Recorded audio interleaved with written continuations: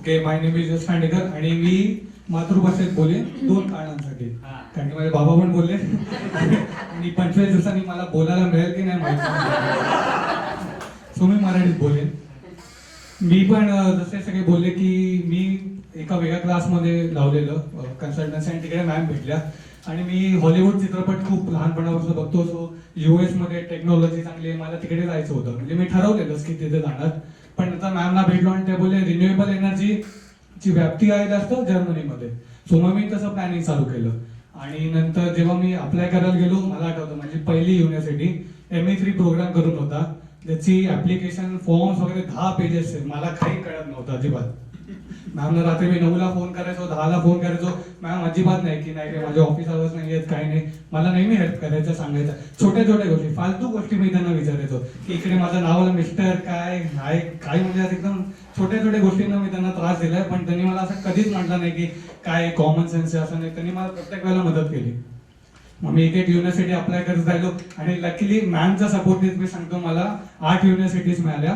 पहिली होती ME3 programme, त्याचा पहिला सेमिस्टर होतं स्पेनमध्ये, दुसरं फ्रान्समध्ये आणि थर्ड स्वीडनमध्ये. दुसरी मला मिळाली युनिव्हर्सिटी ऑफ ट्वेंटे, जी होती नेदरलँड्समध्ये. तिसरी मिळाली लंडन कॅलेडोनियन ग्लासगो युनिव्हर्सिटी, जी होती लंडनमध्ये. चौथी मिळाली मला युनिव्हर्सिटी ऑफ एडिनबर्ग. देन मिळाली मला युनिव्हर्सिटी ऑफ वॅगिनेंगन. मग अजून आम्हाला आठवत नाही SRS हायडेलबर्ग मिळाली. आणि नंतर फायनली जी माझी ड्रीम युनिव्हर्सिटी होती, युनिव्हर्सिटी ऑफ फ्रायबुर्ग, ती मला मिळाली. आणि थँक्यू मॅम. पण मी एक गोष्ट सांगेन की मॅम माझ्या फक्त काउन्सिलर नाही, त्या माझ्या फ्रेंड आहेत. आणि त्याचं मी उदाहरण देतो.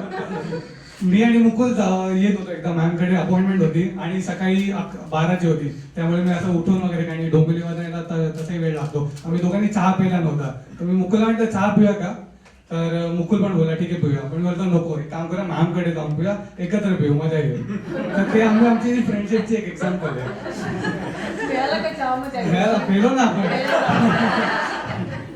त्यामुळे आणि जे पण ऍडमिट मला मिळालं ते फक्त मॅममुळे.